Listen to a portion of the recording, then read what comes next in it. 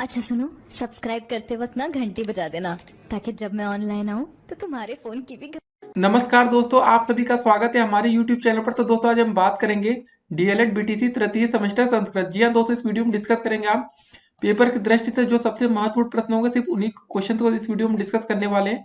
तो दोस्तों ये वीडियो सीरीज की आज आप पार्ट 2 आज देखने वाले। इससे पहले दोस्तों आपने अगर पार्ट 1 ना देखा हो, पार्ट 1 और पार्ट 3, जी हाँ दोस्तों, इस वीडियो को समाप्त होने के बाद पार्ट 1 और पार्ट 3 जरूर देखिएगा। और आप लोग पेपर में 25 में से 25 अंक कैसे ला सकते हैं, तो दोस्तों इस वीडियो को आप शुरू से लेकर अंत तक देखिएगा। एक भी प्रश्न को आपको स्किप या छोड़ना नहीं है।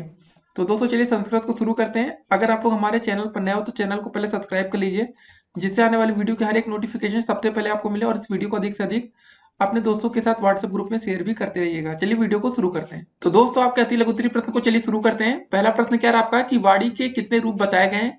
तो दोस्तों वाणी के आपके 4 रूप बताए गए हैं। पहला आपका परा, पुष्यंती, मध्यमा और वैरवरी। ठीक है दोस्तों, वर्ण कितने प्रकार का होता है दोस्तों, तो ये आपका 2 प्रकार का होता है, स्वर और व्यंजन।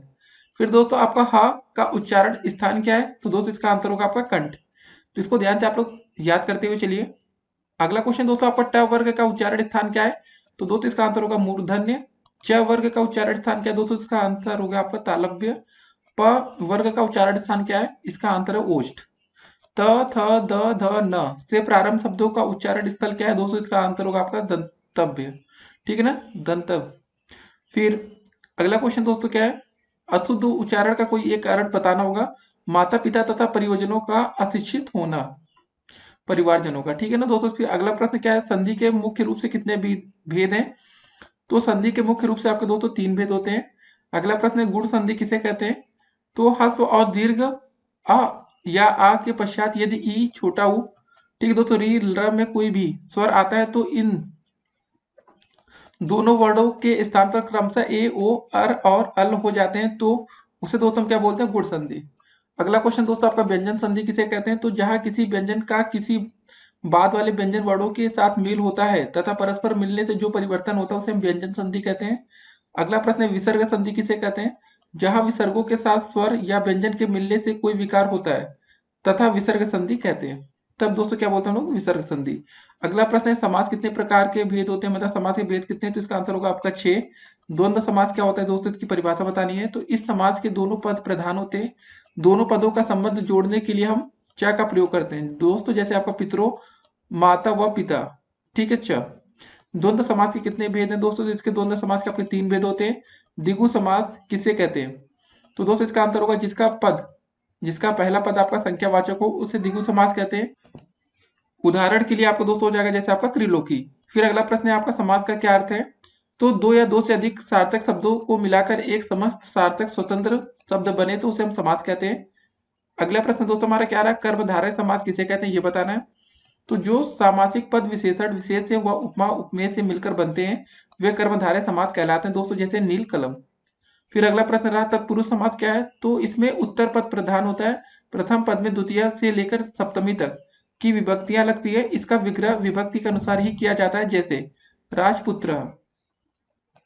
अगला प्रश्न दोस्तों रहा बहुब्रीहि समास क्या है, इसमें दोनों पद प्रधान होते हैं तथा दोनों पद किसी तीसरे पद की विशेषता बताते हैं, जैसे दोस्तों दशानन। ठीक है, फिर अगला क्वेश्चन दोस्तों हमारा क्या रहा, बहुब्रीहि समास के कितने भेद होते हैं, तो बहुब्रीहि समास के आपके 2 भेद होते हैं दोस्तों। न प्लस अका में कौन सी संधि है दोस्तों, इसमें अयादि है। ठीक है ना। फिर अवनीसा में कौन सी संधि है दोस्तों, इसमें आपकी दीर्घ संधि है। महसा में कौन सी संधि है दोस्तों, इसमें आपकी गुण संधि होती है। दिवालिया में कौन सी संधि है, तो इसमें दोस्तों आपका दीर्घ संधि। वसुधैव में कौन सी संधि दोस्तों, इसमें आपका वृद्धि संधि हो जाएगा। पितरे किस विभक्ति एवं वचन का रूप होता है, तो दोस्तों ये आपका चतुर्थी विभक्ति एक वचन। फिर दोस्तों राजान का राजे, ठीक है दोस्तों, रूप में किस विभक्ति से बनता है, तो दोस्तों इसका आंसर होगा आपका चतुर्थी में। फिर नदी शब्द का नद्या रूप किस विभक्ति में बनता है, तो इसका आंसर होगा दोस्तों आपका पंचमी में। रमाडम रूप किस विभक्ति व वचन का है, तो दोस्तों ये षष्ठी विभक्ति बहुवचन है। धैनु का विभक्ति और वचन क्या दोस्तों, इसका सप्तमी विभक्ति और एक वचन। गुरुवे किस विभक्ति एवं वचन का रूप है, तो दोस्तों इसका आंसर होगा चतुर्थी विभक्ति एक वचन। फिर दोस्तों हम बात करेंगे आपके पितृ शब्द का षष्ठी एक वचन का रूप होगा दोस्तों पितु हो जाएगा। राज्य किस विभक्ति एवं वचन का रूप है, दोस्तों इंपॉर्टेंट क्वेश्चन है, तो आपका हो जाएगा षष्ठी विभक्ति बहुवचन। भगवान किस विभक्ति एवं वचन का रूप है, तो प्रथमा विभक्ति एक वचन। फिर अगला प्रश्न दोस्तों आपका आता है कि क्रिया किसे कहते हैं, जिस शब्द के द्वारा किसी कार्य के होने या करने का पता चले उसे दोस्तों हम क्रिया कहते हैं। धातु किसे कहते हैं दोस्तों, इसको बता रहे हैं। तो क्रियाएं जिन मूल शब्दों से प्रत्यय जोड़कर बनाई जाती हैं उन्हें हम दोस्तों धातु कहते हैं।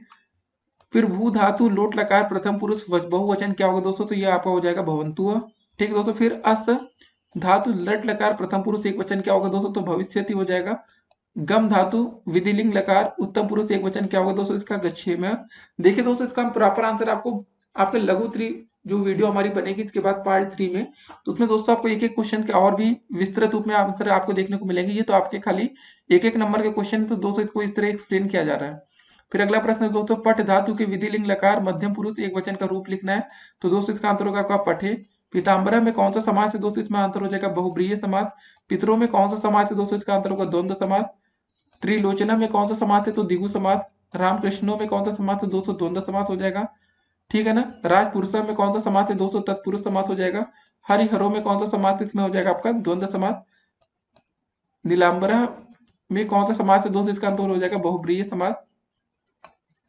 अगला प्रश्न है आपका कि कारक कितने प्रकार के होते हैं। देखिए संस्कृत व्याकरण में 6 कारक माने जाते हैं दोस्तों। देखिए कर्ता कर्म च करणे च संप्रदाने तथैव च अपादानी धिकरणे इत्याहु कार काड़ी षष्ठ। ठीक है दोस्तों। फिर हिंदी में कारकों की संख्या कितनी होती है दोस्तों, तो हिंदी में कारकों की संख्या आपकी 8 है। रामेण सह सीता वनम गतवती वाक्य में रामेण पद में कौन सी विभक्ति है दोस्तों, तो ये बताना है। तो इसका आंसर होगा आपका तृतीय विभक्ति। फिर अगला प्रश्न दोस्तों हमारा कि दशरथ पुत्र वनम अगमत में दशरथ पद में कौन सी विभक्ति दोस्तों, इसका आंसर हो जाएगा आपका षष्ठी विभक्ति। रामा अश्विन गच्छति रेखांकित पदों में कौन सा कारक एवं विभक्ति है, तो इसका आंसर हो जाएगा दोस्तों आपका करण कारक एवं तृतीय विभक्ति। अगला प्रश्न है गुरुवे नमः रेखांकित पद में कौन सा कारक एवं विभक्ति है, तो दोस्तों संप्रदान कारक एवं चतुर्थी विभक्ति है। अगला प्रश्न है श्री गणेशाय नमः रेखांकित पद में कौन सा कारक एवं विभक्ति है दोस्तों, इसका आंसर हो जाएगा संप्रदान कारक एवं चतुर्थी विभक्ति। अगला प्रश्न रहा नदीशु गंगा श्रेष्ठा रेखांकित पद में कौन सा कारक एवं विभक्ति है, तो इसका आंसर होगा अधिकरण कारक एवं सप्तमी विभक्ति है दोस्तों। ज्ञानम भारम क्रिया विनय। श्लोक का क्या अर्थ है दोस्तों, इसका आंसर हो जाएगा उपयोग में न आने वाला ज्ञान भार के समान होता है। अगला प्रश्न क्या रहा विद्या धर्मेण शोभते। श्लोक का क्या अर्थ है दोस्तों, इसका आंसर हो जाएगा विद्या धर्म से ही शोभा, ठीक है ना, देती है। करण कारक का चिन्ह क्या है, तो दोस्तों से और द्वारा। अधिकरण कारक का चिन्ह है क्या है, तो दोस्तों से अलग अर्थ में। फिर अगला प्रश्न सुलेख का क्या अर्थ है, तो सुलेख का अर्थ सुंदर और सुस्पष्ट लिखना। अनुलेख क्या है दोस्तों, तो देखिए अनुलेख का अर्थ है जैसा लिखा गया है ठीक वैसा ही लिखना। फिर अगला प्रश्न दोस्तों क्या रहा श्रुत लेख का क्या अर्थ है, श्रुत का अर्थ है सुनना अर्थात सुनकर उसी बात को लिखना। प्रत्यय कितने प्रकार के होते हैं दोस्तों, प्रत्यय प्रधान रूप से 2 प्रकार के होते हैं आपका कृदन्य प्रत्यय और तदीप्ति प्रत्यय। संस्कृत में उपसर्गों की संख्या कितनी मानी गई है, तो संस्कृत में उपसर्गों की संख्या दोस्तों आपकी 22 मानी गई है। अब अगला प्रश्न उपसर्ग क्या होते हैं, ऐसे शब्दांत जो शब्द के पूर्व में जुड़कर उसके अर्थ में परिवर्तन कर देते हैं उपसर्ग कहलाते हैं, जैसे दोस्तों प्र प्लस हार प्रहार। फिर अगला प्रश्न वाच्य क्या है, किसी बात को कहने के ढंग को दोस्तों वाच्य कहते हैं। वाच्य के कितने भेद हैं, तो दोस्तों संस्कृत में वाच्य के आपके 3 भेद होते हैं, कर्तवाच्य कर्म और भाववाच्य। अगला प्रश्न रहा आपका वी उपसर्ग लगाकर 5 शब्द आपको बनाने हैं, तो दोस्तों हो जाएगा जैसे विहार विजय विवाद विराम विदेश। अनु उपसर्ग लगाकर दोस्तों कोई 3 शब्द आपको बनाना है, जैसे अनुरोध हो गया अनुगमन हो गया अनुग्रह हो गया, तो ये आप लोग अपने मन से बना सकते हैं कुछ भी। फिर बात आती है प्र उपसर्ग के प्रयोग से कोई 4 शब्द बनाइए, तो दोस्तों जैसे प्रहार प्रगति प्रतीक प्रचार, ठीक है। तब्यत तब्य प्रत्यय से कोई 2 शब्द बनाना दोस्तों, जैसे पट प्लस तब्यत पठितव्यम, कर प्लस तब्यत होगा कर्तव्यम। फिर दोस्तों अगला क्वेश्चन आता है हमारा कत त प्रत्यय के प्रयोग से कोई 4 शब्द बनाए, तो दोस्तों हस प्लस भक्त हो जाएगा हसितम, दा प्लस कत मतलब हो जाएगा दत्तम, भू प्लस कत भूतम, ग्रह प्लस कत ग्रहितम। फिर अगला प्रश्न रहा 26, ठीक है ना। 26 संख्या को संस्कृत में किस प्रकार लिखेंगे, तो दोस्तों हो जाएगा षड्विंशति। 46 संख्या को संस्कृत में किस प्रकार लिखेंगे, तो दोस्तों हो जाएगा षट चत्वारिशतम। फिर अगला प्रश्न हमारा क्या रहा 16 से लेकर 19 तक की संख्याओं को संस्कृत में किस प्रकार लिखेंगे, तो दोस्तों देखिए 16 को षोडशा, 17 को सप्तदशा, 18 को अष्टादशा, 19 को एकोनविंशति दोस्तों या नवदश, ठीक है ना। तो एकोनविंशति इसी को आप याद रखेंगे, 19 को ज्यादा सही रहेगा। 19 को क्या बोलते हैं एकोनविंशति, ये अधिकतर आपका पेपर में पूछा जाता है। अगला प्रश्न दोस्तों हमारा क्या रहा प्रत्यय को परिभाषित करना है आपको। ऐसे शब्द जो धातु के अंत में जुड़कर उसके अर्थ में परिवर्तन कर देते हैं प्रत्यय कहलाते हैं। संस्कृत शिक्षण में उपयुक्त उपकरणों का नामोल्लेख करना है आपको दोस्तों, जैसे श्यामपट्ट हो गया, चार्ट हो गया, हरित पट्ट हो गया, मानचित्र हो गया।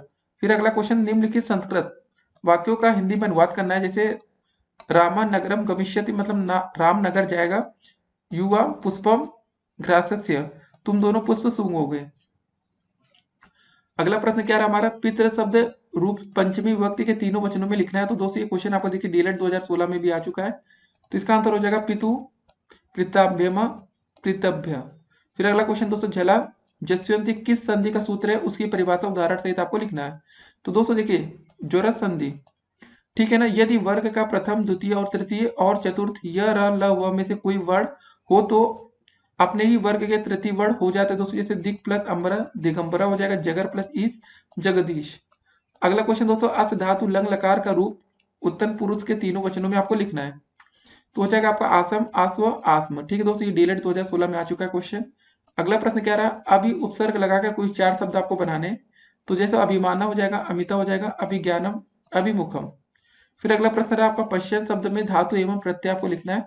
तो पश्य धातु सत प्रत्यय। तो दोस्तों अगला प्रश्न क्या रहा हमारा, रामाय गाम ददाति में कौन सा कारक है आपको ये बताना है। तो दोस्तों रामाय गाम ददाति में चतुर्थी विभक्ति और एक वचन का प्रयोग किया गया है।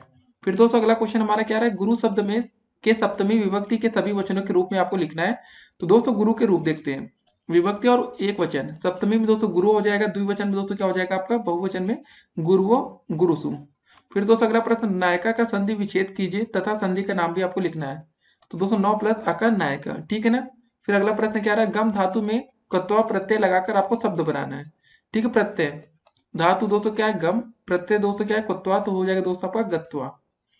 अक प्रत्याहार के अंतर्गत कौन से वर्ड आते हैं दोस्तों आपको ये बताना है। तो अक प्रत्याहार के अंतर्गत आने वाले वर्ड निम्न है, छोटा ई उ री और र, ठीक है ना, ल। फिर दोस्तों अगला प्रश्न हमारा क्या रहा है, गम धातु में कोई 2 उपसर्ग लगाकर आपको शब्द बनाने हैं। तो दोस्तों गम धातु में उपसर्ग लगाकर बनाए हुए शब्द क्या है। तो गम दोस्तों और उपसर्ग है आपका क्या रहेगा अनु, तो अनुगमन हो जाएगा। गम में दोस्तों प्रति लगा देंगे तो प्रतिगम। फिर अगला प्रश्न क्या रहा हमारा, दीर्घ स्वर कितने होते हैं। तो दीर्घ स्वरों की दोस्तों संख्या आपकी 8 होती है जो निम्नलिखित है, बड़ा बड़ी उ री ए ओ औ। फिर अनुस्वार तथा अनुनासिक का एक एक उदाहरण आपको दोस्तों लिखना है। तो अनुस्वार का उदाहरण दोस्तों हो जाएगा धर्मम प्लस चर धर्मचर। अनुनासिक का उदाहरण दोस्तों दिक प्लस नाथ दिगन्नाथ। फिर दोस्तों वार्डज्ञम मयम शब्द का संधि विच्छेद कीजिए तथा संधि का नाम भी आपको लिखना है। तो दोस्तों वाक्य प्लस मयम क्या हो जाएगा, वाटगम्यन। ठीक है दोस्तों, ये आपका संधि विच्छेद हो जाएगा, इसको ध्यान में आपको रखना है, वाक प्लस मयम। अगला प्रश्न क्या रहा आपका, परोपकार शब्द का समास विग्रह कीजिए तथा समास का आपको नाम लिखना है दोस्तों। तो परोपकार शब्द में तत्पुरुष समास होगा, पर प्लस उपकार परोपकार, ठीक है ना, इसको ध्यान में रखना है। फिर अगला क्वेश्चन हमारा क्या रहा, मात्र शब्द के षष्ठी विभक्ति के तीनों वचनों के रूप में आपको लिखना है। तो मात्र शब्द के षष्ठी विभक्ति में, ठीक है दोस्तों, मातु हो जाएगा, मात्रो हो जाएगा और मात्रडाम। फिर दोस्तों शुरू सुन्ना धातु लट लकार प्रथम पुरुष के सभी वचनों के रूप में आपको लिखना है। तो दोस्तों शुरू में धातु के रूप में लट लकार में क्या हो जाएगा, प्रथम पुरुष में दोस्तों श्रेणति श्रेणता और श्रवंती। ठीक है दोस्तों, फिर अगला क्वेश्चन, प्रारंभ मुत्त मजना न परिव्यंजनती श्लोकांश का अर्थ आपको लिखना है। तो दोस्तों देखिए प्रारंभ कर्म घटना अनुकूल प्रतिकूल परिस्थितियां शरीर के रहने तक रहती है, परंतु ज्ञानी पर उसका कोई प्रभाव नहीं है। अगला प्रश्न क्या रहा है, युष्मत शब्द के प्रथम विभक्ति के तीनों वचन का रूप आपको लिखना है। तो युष्मत शब्द के रूप, तो विभक्ति दोस्तों आपको प्रथमा है, त्वम हो जाएगा, युवाम हो जाएगा, युवम हो जाएगा। फिर दोस्तों बलिम याचते वसुधाम में बलि का कर्म संज्ञा विधायक सूत्र आपको लिखना है। तो दोस्तों देखिए धरती पर बल ही पूजनीय है, जिस प्रकार चींटी अपने बल के द्वारा कार्य करती है, तो यह कार्य कर्म संज्ञा विधायक सूत्र में आता है। फिर दोस्तों सूत्र क्या हो जाएगा, इस पृथ्वी पर कर्म है प्रधान पूज्य है। ठीक दोस्तों, उसके बाद बात करेंगे श्याम बुद्धिमान लड़का है, वाक्य का संस्कृत में अनुवाद आपको करना है। तो दोस्तों आंसर क्या होगा, श्यामा बुद्धिमाना बालका अस्ति। फिर पितरों शब्द का समास विग्रह एवं समास का नाम लिखना है। तो दोस्तों देखिए समास विच्छेद, ठीक है ना, माता व पिता दोस्तों ये हो जाएगा पितरों दोस्तों, और यहाँ पर क्या है एक शेष द्वंद्व समास है। फिर अगला प्रश्न क्या रहा हमारा, अक प्रत्याहार के अंतर्गत कौन कौन से वर्ड आते हैं ये लिखना है। तो अक प्रत्याहार में दोस्तों छोटा ई उ री र 5 वर्ड आते हैं। फिर अगला प्रश्न क्या रहा आपका, आसपास शब्द के प्रथम विभक्ति के तीनों वचनों के रूप में आपको लिखना है दोस्तों। तो हो जाएगा आपका अहम आवाम वयम। अच प्रत्याहार के अंतर्गत कौन कौन से वर्ड आते हैं ये आपको लिखना है। तो अच में दोस्तों छोटा छोटी उ, ठीक है ना, ली ल ए औ। फिर अगला प्रश्न, वृत्तम यत्नेन संरक्षित, श्लोक का अर्थ लिखना है। तो दोस्तों चरित्र की रचना में जो हमारे चरित्र की रक्षा है उसे हमें यत्न पूर्वक करनी चाहिए। जी हाँ दोस्तों, बहुत इंपॉर्टेंट है ये, इसको आपने जरूर पढ़ा होगा दोस्तों, वृत्तम यत्नेन संरक्षति, ठीक है ना। चरित्र की रक्षा आपको यत्न पूर्वक करनी चाहिए। अगला प्रश्न क्या रहा हमारा, नासिका के द्वारा किन वर्णों का उच्चारण किया जाता है इसको बताना है। तो अंग, इया, ड़, न, म वर्णों का उच्चारण दोस्तों नासिका के द्वारा किया जाता है। फिर भगवान वासुदेव को नमस्कार है, वाक्य का संस्कृत में आपको अनुवाद करना है। तो भगवता वासुदेवे नमः। फिर अगला प्रश्न, प्र उपसर्ग लगाकर कोई दो शब्द आपको बनाना है। तो दोस्तों प्रसार हो जाएगा, प्रमाणम हो जाएगा, प्रहारा हो जाएगा, प्रकार हो जाएगा। तो दोस्तों यहाँ पर इस वीडियो को समापन होता है। तो दोस्तों देखिए, इस वीडियो को आपको देखने के बाद तुरंत आपको पार्ट 1 हमारी इस वीडियो सीरीज की देखनी है, जिससे कि आप लोग पेपर में और अच्छा स्कोर कर सके।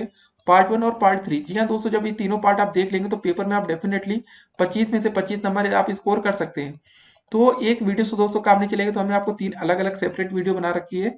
तो तुरंत दोस्तों इस वीडियो का समापन के बाद तुरंत आप पार्ट 1 या पार्ट 3 देखिए, जिसके बाद पेपर के लिए आप पूरी तरीके से तैयार होंगे। फिर मिलेंगे, स्टे कनेक्टेड। हाँ, चैनल पर है तो दोस्तों चैनल को सब्सक्राइब कर लीजिएगा, जिससे आने वाली वीडियो की तमाम नोटिफिकेशन सबसे पहले आपको मिले। फिर मिलते हैं, स्टे कनेक्टेड।